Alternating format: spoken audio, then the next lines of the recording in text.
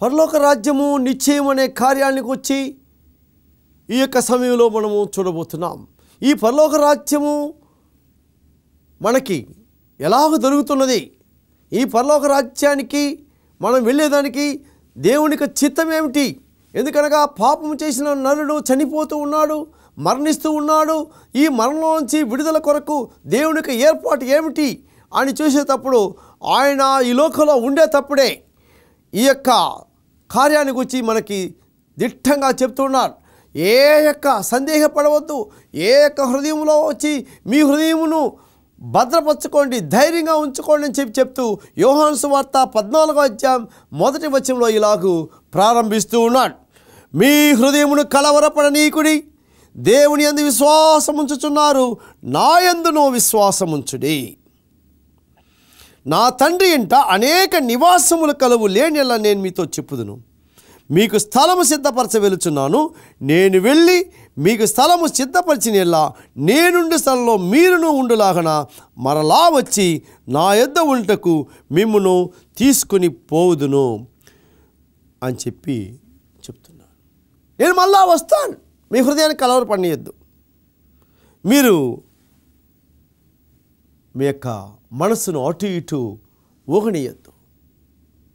ఎందుకంటే నమ్మిన వారు రక్షించబడుదురు అని చెప్పే ఆ మాట నేను నెరవేర్చేదానికి తిరిగి వచ్చి మిమ్మల్ని తీసుకుని వెళ్తాను. ఎందుకంటే నేను మరణమును జయించాను, నేను పాపమును జయించాను. పరలోక రాజ్యంలోనికి వెళ్ళి మీకు కావలసిన కార్యాలు నేను సమకూర్చి అక్కడ అనేకమైన నివాసాలు ఉన్నాయి. మీరు నివాసించేటట్లుగా ఒక్కొక్కరికి ఒక్కొక్క నివాసాన్ని నేను ఏర్పరుస్తాను. వారికి తగినట్లుగా ఈ యొక్క నివాసాన్ని నేను ఏర్పరుస్తాను. ఎందుకనగా ఒకరు ఒక కార్యాన్ని చేసి ఉంటారు, ఇంకొకరు ఇంకొక కార్యం చేసి ఇంకొక కార్యం చేసి ఉంటారు. పరలోక రాజ్యములో వారి వారి కార్యములు, వారి వారి ప్రేమలు, వారి వారి ప్రవర్తనలు, వారి వారి నీతి క్రియలను బట్టి వారికి పరలోక రాజ్యములో ఒక స్థానము ఇవ్వబడుతుందనేది మనం చూస్తూ ఉన్నాం. ఎందుకనగా ఆయన ఇక్కడ రాబోయేటప్పుడు ఆయన ఏం చేస్తానంటున్నాడే, ఇదిగో ప్రతివాడికి సిద్ధపరిచిన జీతం నా ఇద్దన్నది, వాని వాని క్రియల చొప్పున. అంతే, ఏం చేస్తున్నావో ఆ కార్యాన్ని బట్టి అది మంచి కార్యము, మేలైన కార్యము, పరిశుద్ధమైన కార్యము, ప్రేమ కలిగిన కార్యము, దేవుని వాక్యం ప్రకారం నడిచిన కార్యము, అందులో గొప్ప ఉన్నత స్థితి, ఆ మహో ఉన్నత స్థితి అనేది నీ కార్యాలలో ఉంటే ఆ దానికి తగినట్లుగా స్థలము సిద్ధపరుస్తున్నారు. అవును, స్థలం మాత్రం అందరికీ ఉంది. ఎందరైతే అంగీకరించో వారు అందరికీ ఉన్నది. ఎంతటి వరకు ఆ నీతి కార్యాలు జరిగించారో, ఎంతటి వరకు ఆ ప్రేమ కార్యాలు జరిగించారో, ఎంతటి వరకు ఆ యొక్క పరిశుద్ధ కార్యాలు జరిగించారో దానికి తగినట్లుగా ఆ పరలోక రాజ్యములో గృహం ఉన్నది. కొంతమంది కీడు చేయరు, కొంతమంది మేలు కూడా చేయరు. మేము యేసుక్రీస్తుని అంగీకరించాం అని వారి వరకు ఉంటారు. నేను నా ఇంటి వారు మాత్రమే బాగుంటాం అని చెప్పి కొంత గుంపు ఉంటుంది. నేను వారి గురించి మాట్లాడలేదు. కానీ ఇక్కడ ఏమంటున్నానంటే, వాని క్రియలు చెప్పున ప్రతివానికి ఇచ్చుటకు సిద్ధపరిచిన జీతం నా యొద్ద ఉన్నది అని చెప్తున్నాడు. కాబట్టి ఇక్కడ దానికి తగినట్లుగా స్థలం సిద్ధపరుపోతున్నారు. ఒకడికి వాడి ఇల్లు వరకే, వాడి ఇంటి వరకే రక్షించబడితే అంతవరకే చిన్న ఇల్లు. వాడు అనేక మందిని రక్షించేదానికి దేవుని కృప చేత అనేక మందిని దేవుని యొక్క మార్గంలోకి నడిపించుంటే వాళ్ళందరికీ కలిసి ఒక ఇల్లు. ఒక వ్యక్తి 100 మందిని రక్షించి ఉండొచ్చు. ఒక మంది దేవుని కృప చేత 1000 మందిని, 10,000 మందిని, 1,00,000 మందిని రక్షించి ఉండవు. వాళ్ళందరికీ కలిసి తగినట్టుగా ఒకే ఇంట్లో ఉండాలి వాళ్ళు. ఎందుకంటే నేను నా ఇంటి వారు యెహోవానే సేవించదమనేటప్పుడు వాళ్ళందరూ ఆ ఇంటి వారి. ఇదిగో నీ యొక్క బల చుట్టూ ఒలీవ మొక్కల వలె నీ పిల్లలు ఉంటారనే యొక్క వాక్యము ఆ పరలోక రాజ్యంలో ఆ బల్ల ఒకే బల్ల, ఒకే ఇంటివారు. క్రీస్తు ప్రియమైన వాళ్ళారా, అనేక మర్మాలు ఇందులో ఉన్నాయి ఈ యొక్క స్థలం అనే ఇల్లు అనే కార్యంలో. కానీ కొద్దిగా మాత్రం ఈరోజు మనము ధ్యానించుకుంటూ ఉన్నాం. మనకి ఎలాంటి ఇల్లు కావాలని మనం ఈ భూమిపైన నిర్ణయించుకోవాలి అనేది దేవుని యొక్క చిత్తం. నలుగురిని మాత్రం రక్షించి యేసుక్రీస్తు కృప చేత రక్షించావా? ఆ నలుగురు తగిన ఇల్లే దొరుకుతుంది నీకు. నువ్వు 4 కోట్ల మందిని దేవుని కృప చేత రక్షించుకోగలిగి ఉంటే నీ పిల్లలు ఆ పిల్లలు జీవించేటట్లుగా నీకు ఒక ఇల్లు ఉంటుంది. దాన్ని సిద్ధపరుస్తున్నాడు. ఆ సిద్ధపరిచిన ఇంట్లోకి తీసుకుని వెళ్తా అని చెప్పి చెప్తున్నాను. క్రీస్తు ప్రియమైన వాళ్ళారా, ఇక్కడ చక్కగా ఆయన చెప్పే మాట ఏమిటి అని మనం చూసినట్లయితే, మొదటి దశలోని పత్రిక 4వ అధ్యాయం 13 నుంచి, ఎందుకనగా చనిపోతున్న వారిని గురించి మీకు తెలియకుంటే నాకు ఇష్టం లేదని చెప్తున్నాడు. సహోదరులారా, నిరీక్షణ లేని ఇతరుల వల్లే మీరు దుఃఖపడకుండా నిమిత్తము నిద్రించుతున్న వారిని గూర్చి మీకు తెలియకుంటే నాకు ఇష్టం లేదు. యేసు మృతి పొంది తిరిగి లేచినని మనం నమ్మినట్లా అదే ప్రకారం యేసునందు నిద్రించిన వారిని దేవుడు ఆయనతో కూడా వెంటబెట్టుకొని వచ్చును. అవును, ఎవరైతే యేసుక్రీస్తు మృతి పొంది తిరిగి లేచిన అని నమ్ముతూ ఉన్నారో వారందరూ కూడా ఆయనతో కూడా వస్తారు, ఆయనతో కూడా ఉంటారు. మరి ఇది ఎలాగూ సాధ్యమని చెప్తే, నేను ప్రభు మాటను బట్టి మీతో చెప్పున్నదేమనగా, ప్రభువు రాకడ వరకు సజీవులమై నిలిచిండు మనము నిద్రించిన వారికంటే ముందుగా ఆయన సన్నిధి చేరము. నిద్రించిన వారు అని చెప్తున్నాడు. చనిపోయిన వారిని గురించి నిద్రించిన వారని చెప్తున్నాడు. మరణించిన వారిని గురించి ఇక్కడ చెప్పలేదు. యేసుక్రీస్తు జీవితంలో జీవిస్తూ నిద్రించిన వారు వాళ్ళు లేస్తారు అని చెప్తున్నాను. ఆర్భాటముతోనూ ప్రధాన దూత శబ్దంతోనూ దేవుని బోరతోనూ పరలోకం నుండి ప్రభువు దిగి వచ్చును. క్రీస్తు నందు ఉండి మృతులైన వారు మొదట లేతురు. క్రీస్తులో ఉండి క్రీస్తు కొరకు జీవించి, క్రీస్తు వలె జీవించి, క్రీస్తు వారి కొరకు జీవించి, క్రీస్తు పిల్లల కొరకు జీవించి, క్రీస్తు సంఘముల కొరకు జీవించి అనేక ఆత్మలను రక్షించినవారు, దేవుని కృప చేత అనేక ఆత్మలను దేవుని కొరకు పొందినవారు ఇక్కడ ఆర్భాటంతో ప్రభు వస్తున్నాడు. అనగా దూతలతో వస్తున్నాడు. ఆయనకున్న సర్వ సమూహంతో వస్తున్నాడు. ఆ పరలోకాన్ని విడిచి వస్తున్నాడు. ఇక్కడ చెప్పబడే మాట మత్తయి సువార్త 25వ అధ్యాయంలో ఇలా రాయబడి ఉన్నది.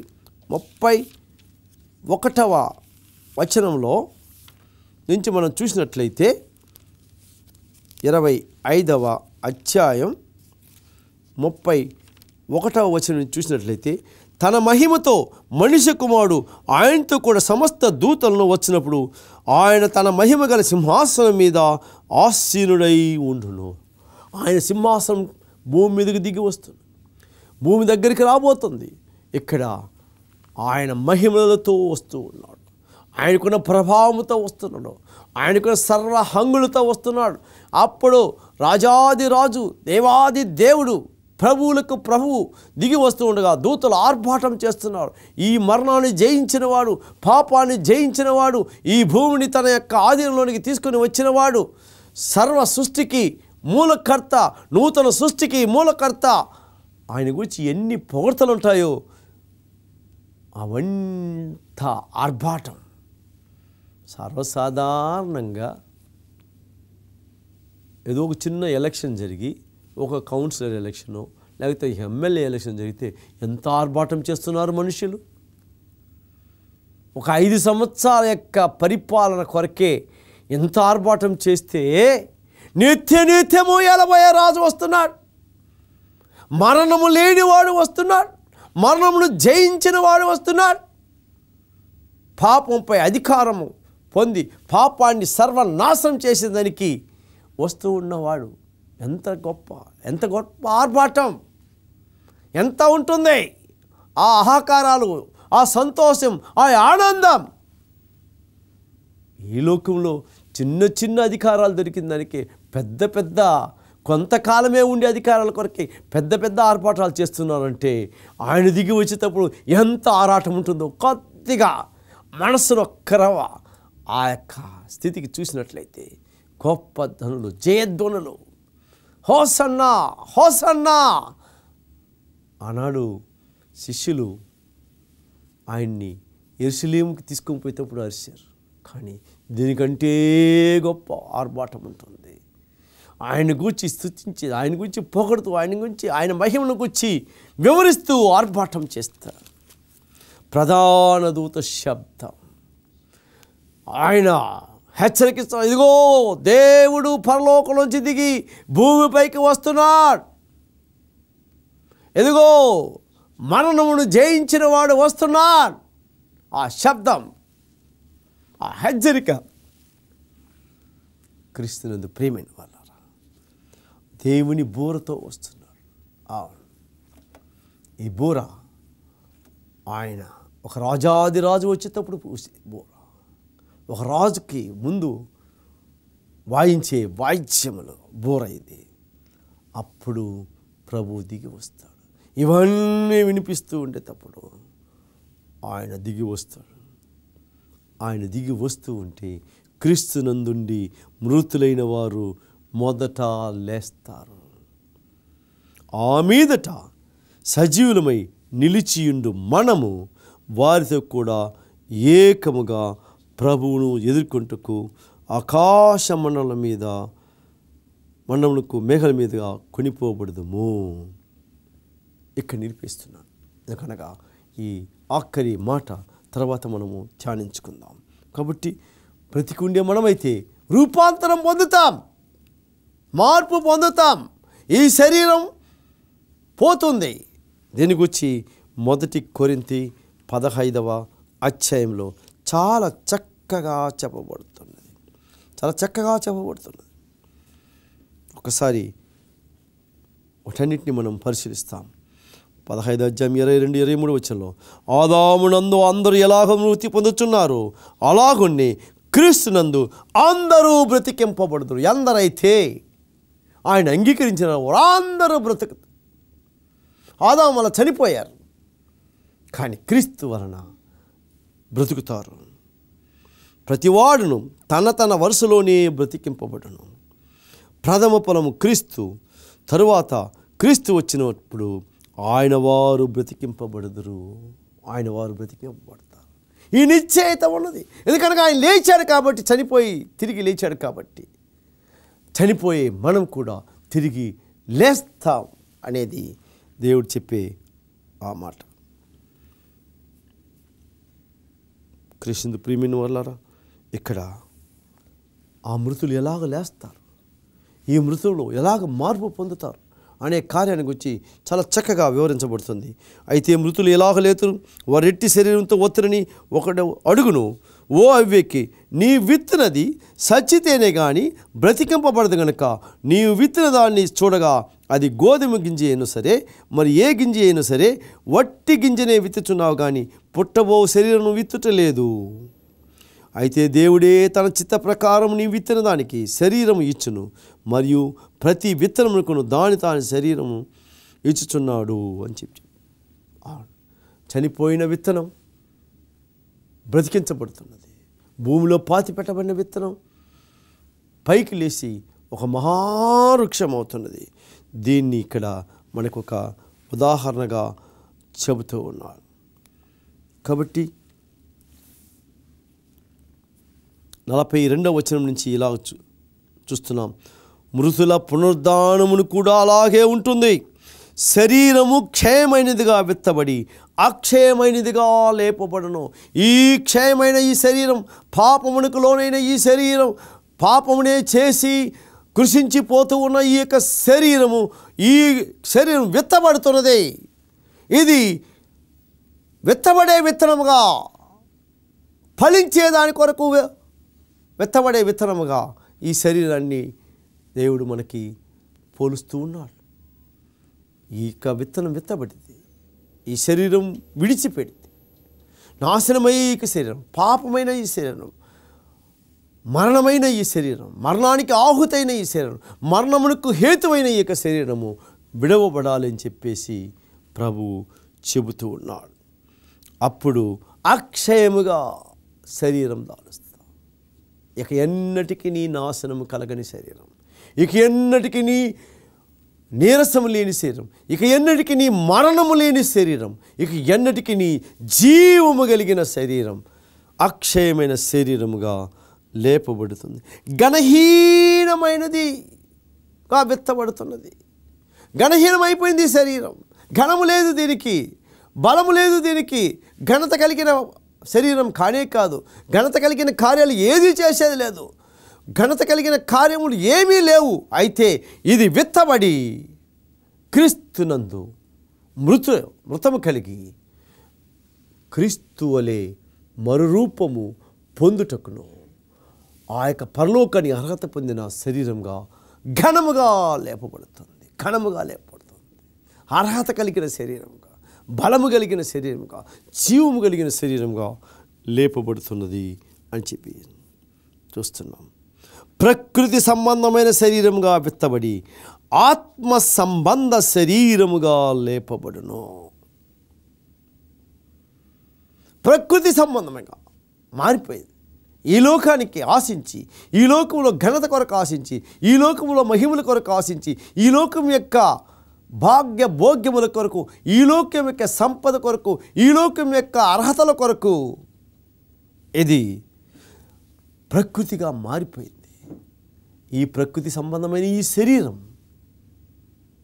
వెత్తబడుతుంది, చనిపోతుంది, విడవబడుతుంది. పరలోక సంబంధ శరీరంగా లేపబడుతుంది. ఆత్మ సంబంధమైన శరీరంగా లేపబడుతుంది. క్రీస్తు ప్రియమైన వాళ్ళారా, ఇక్కడ చాలా చక్కగా చెప్పబడింది. ప్రకృతి సంబంధమైన శరీరము ఉన్నది కనుక ఆత్మ సంబంధమైన శరీరం కూడా ఉన్నది. ఎలాగూ ఇది పాపానికి బానిసైన శరీరంగా మార్చబడిందో, పాపమునే చేసే శరీరంగా మార్చబడిందో, అలాగే పాపము చేయని శరీరంగా, పాపము లేని శరీరంగా, జీవము కలిగిన శరీరంగా, ఎన్నటికీ జీవించే శరీరంగా, ఆత్మ సంబంధమైన శరీరంగా దాల్చబడి ఎల్లప్పుడూ నిత్యము జీవించే శరీరంగా ఉంటుందని చెప్పి చెప్తున్నా. ఎందుకనగా ఆదామును మొదటి మనుష్యుడు జీవించు ప్రాణి ఆయన రాయబడి ఉన్నది. కడపటి ఆదాము జీవింపచేయు ఆత్మ ఆయన మనల్ని జీవింపచేసేవాడు.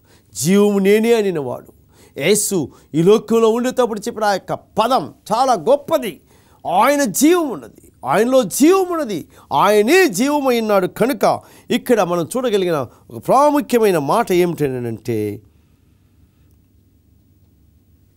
ఆఖరికి అలాగూ మనము చూస్తూ పోతూ ఉంటే 49వ వచనంలో ఇలాగ ఉంది, మనము మట్టి నుండి పుట్టిన వాని పోలికను ధరించిన ప్రకారము పరలోక సంబంధి పోలికయు ధరింతుము. ఎంతటి గొప్ప